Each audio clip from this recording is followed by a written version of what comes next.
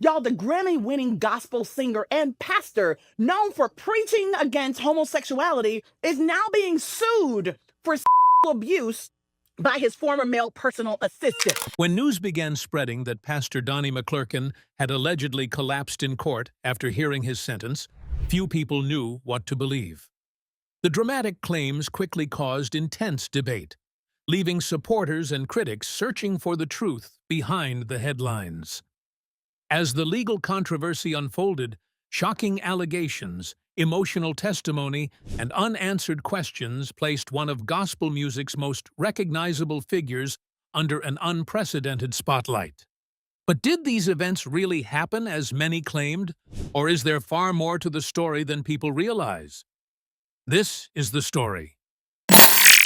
From gospel legend to a courtroom battle. For many years, Pastor Donnie McClurkin was widely recognized as one of the most influential and admired figures in gospel music and Christian ministry.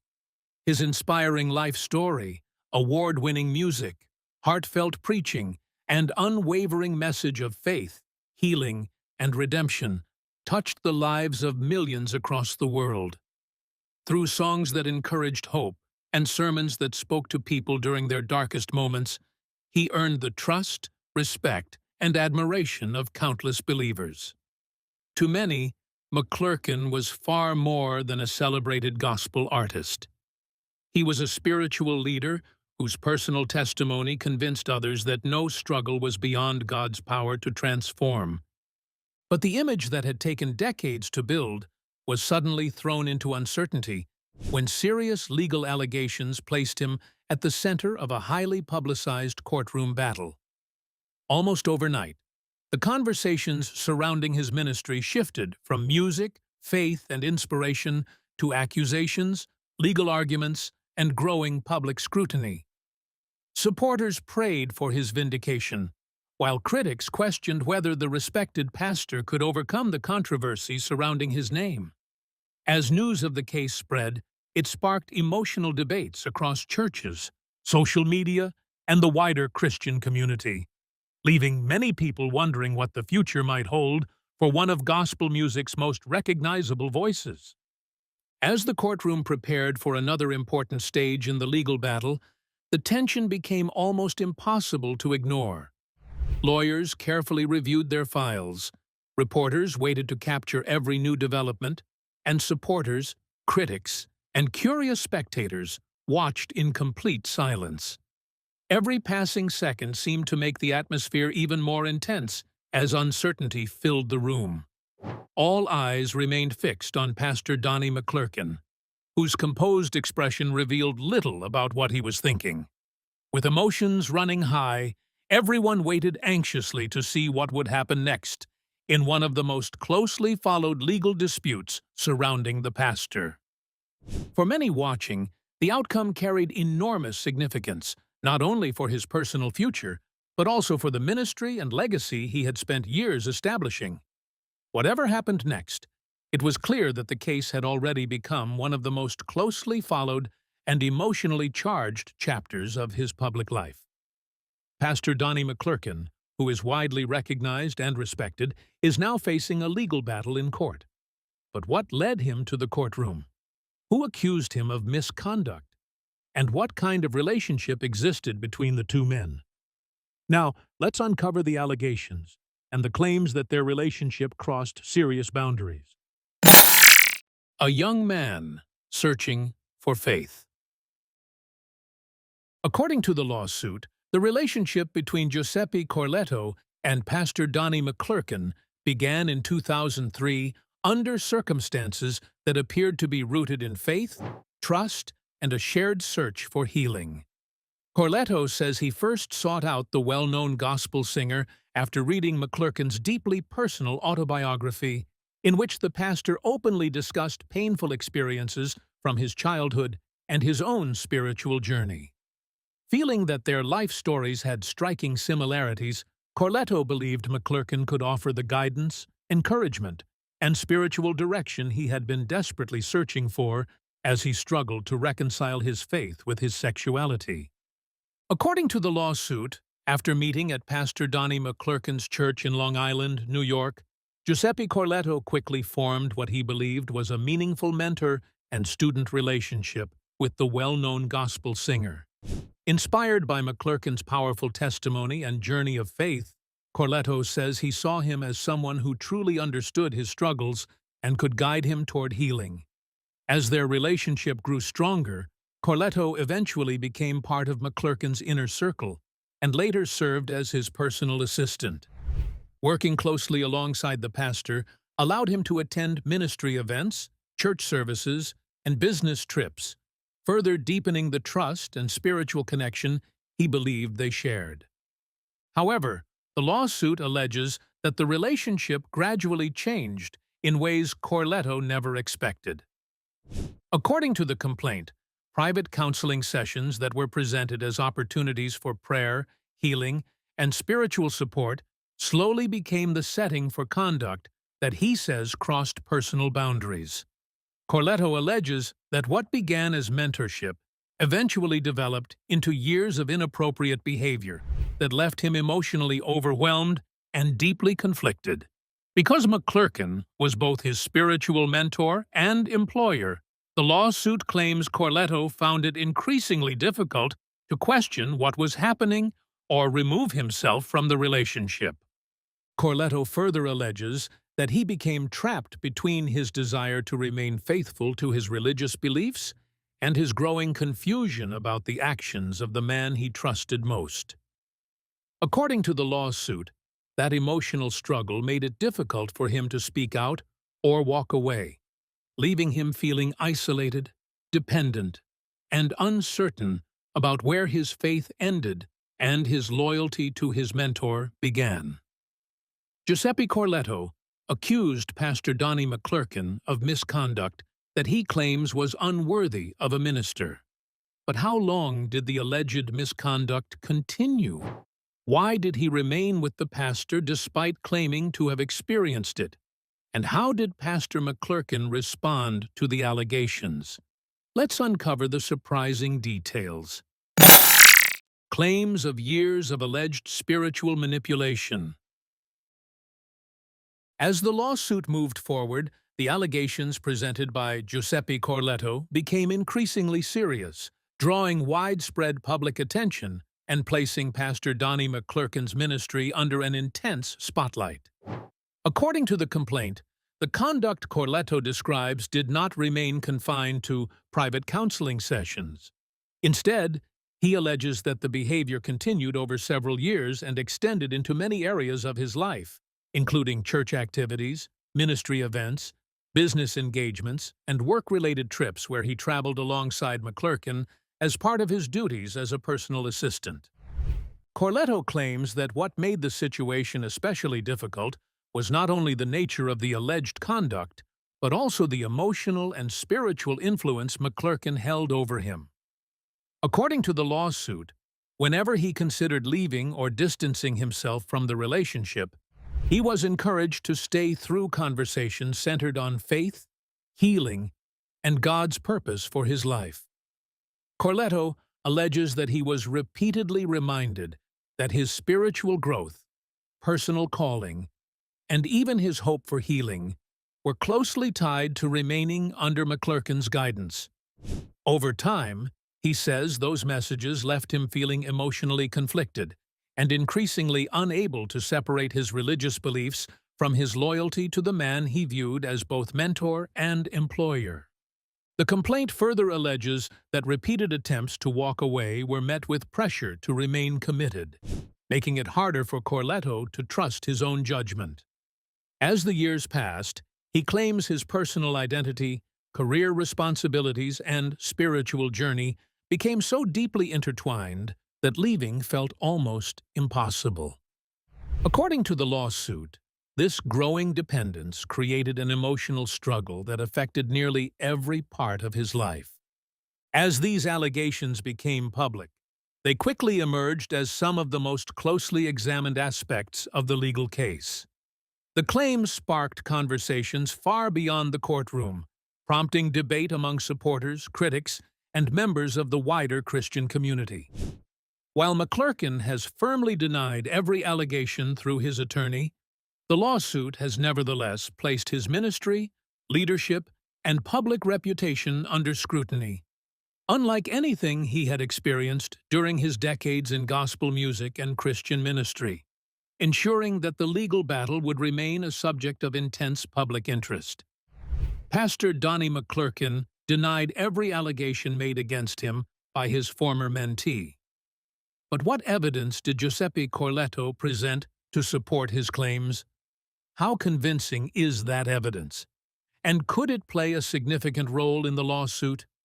Now, let's unravel one of the most explosive and closely examined pieces of evidence in the entire case. A private email presented in court. One of the most closely watched moments in the lawsuit centered on an email that Giuseppe Corletto claims Pastor Donnie McClurkin sent following an alleged incident at a hotel in Niagara Falls in 2013. According to the complaint, the message became one of the most significant pieces of evidence presented in the civil case because Corletto argues it supports his account of what allegedly happened during their relationship. As details of the email became public, it quickly attracted widespread attention, with many people viewing it as one of the most important and controversial elements of the lawsuit. According to court filings, the email was written as an apology and allegedly contained deeply emotional language. Corletto claims McClurkin expressed regret over his behavior, described himself in harsh and self-critical terms, and acknowledged actions that, according to the lawsuit, crossed personal boundaries. The complaint further alleges that the message included statements admitting he had behaved in ways he should never have acted and expressing remorse for causing emotional pain. While McClurkin has denied all allegations through his attorney, Corletto argues that the email speaks for itself and provides important context for the claims outlined in the lawsuit. The lawsuit states that rediscovering the email gave him a renewed sense of confidence and ultimately encouraged him to move forward with legal action after years of remaining silent.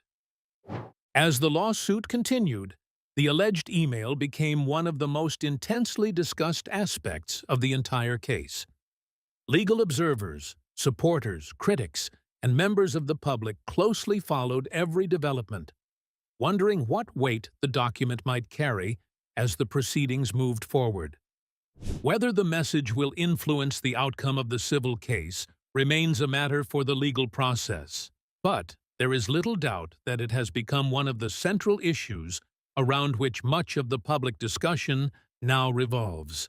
Corletto presented an alleged apology email to support his claims against the pastor. But would Pastor Donnie McClurkin admit to the allegations after the email surfaced, or would he continue to firmly deny every claim despite the evidence presented by the plaintiff? Let's find out. Donnie McClurkin fought back. As public attention surrounding the lawsuit continued to grow, Pastor Donnie McClurkin remained firm in rejecting every allegation made against him. Rather than responding publicly to each accusation, he chose to speak through his legal team, which repeatedly maintained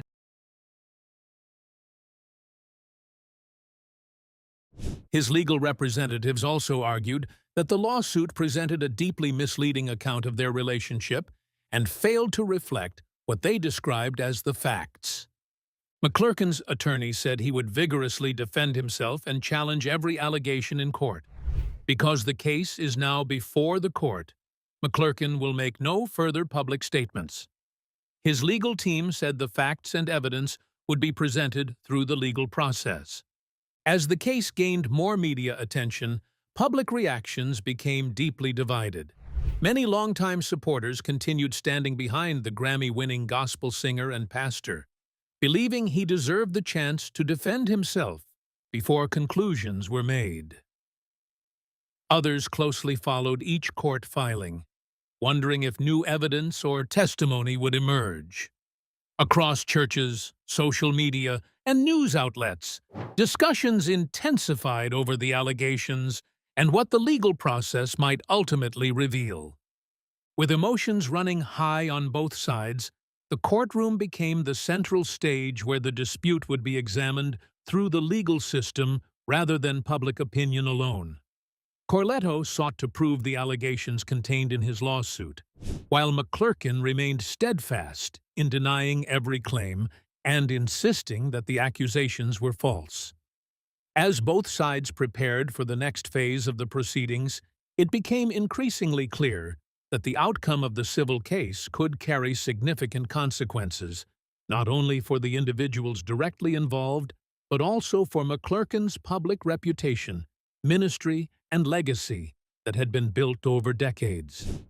Beyond Pastor Donnie McClurkin's denial of the allegations against him, how did he begin his ministry?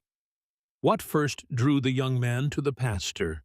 And what experiences did the two claim to have in common?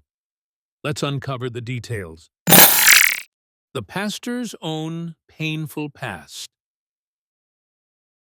As news of the lawsuit continued to spread, public attention gradually shifted beyond the legal filings themselves to Pastor Donnie McClurkin's own life story, which had inspired millions for decades. Long before the allegations became the subject of courtroom proceedings, McClurkin had openly shared deeply personal experiences from his childhood. Through interviews, sermons, music, and his autobiography, he spoke honestly about the pain he endured and how his Christian faith helped him rebuild his life. Those powerful testimonies became the foundation of a ministry centered on hope, healing, forgiveness, and the belief that even the deepest wounds could be overcome. According to the lawsuit, those same testimonies were exactly what first drew Giuseppe Corletto to McClurkin. Corletto says he recognized similarities between their experiences and believed the pastor truly understood the emotional conflict he was facing as he struggled to reconcile his faith with his sexuality. Inspired by McClurkin's personal story of redemption, Corletto claims he sought his guidance, convinced he had found someone who could help him through one of the most difficult periods of his life. He alleges that this deep sense of trust became the very reason he remained committed to the relationship for so many years. However, Corletto now claims that the confidence he placed in the pastor was ultimately betrayed. According to the lawsuit, the relationship he believed would lead to healing instead became the source of years of emotional distress and lasting psychological pain. McClurkin has firmly denied every allegation through his attorney, maintaining that the claims are completely false and that he intends to vigorously defend himself in court. As these competing accounts continued to receive national attention, the case grew into something much larger than a dispute between two individuals. It prompted difficult conversations within churches, religious communities, and the wider public about the unique influence spiritual leaders can have over people seeking hope, direction, and acceptance. Regardless of where public opinion lies, the lawsuit has reignited broader discussions about trust, accountability, and the responsibilities that come with positions of spiritual leadership, while leaving many people waiting to see how the legal process unfolds. Pastor Donnie McClurkin has publicly shared painful experiences that shaped his life and ministry. But what does Corletto hope to gain from the lawsuit? How have people reacted to the allegations? Will the case affect McClurkin's credibility, or will supporters remain loyal? And what legacy could this legal battle leave behind? Let's find out. A fiercely contested courtroom battle. As the legal dispute continued to unfold, emotions remained intense both inside and outside the courtroom. Every new development attracted fresh attention, with journalists, legal analysts, church leaders, and members of the public closely following the case. Conversations spread across news programs, social media, and Christian communities, where opinions often differed sharply. Some people expressed sympathy for Giuseppe Corletto and hoped the legal proceedings would provide answers to the allegations he had raised. Others stood firmly behind Pastor Donnie McClurkin, believing he deserved the opportunity to defend himself through the court process before any conclusions were reached. According to Corletto, filing the lawsuit was never simply about public attention or financial compensation. He has said that his goal is to seek justice, accountability, and a sense of closure after years of emotional struggle that he claims changed the course of his life. Through the lawsuit, he hopes to have his allegations heard and evaluated through the legal system, believing that doing so is an important step toward finding lasting peace after years of carrying what he describes as painful experiences. So, what do you think about Pastor Donnie's lawsuit? Will it affect the reputation he has built over the years? We would love to hear your thoughts in the comments below. Don't forget to like and subscribe.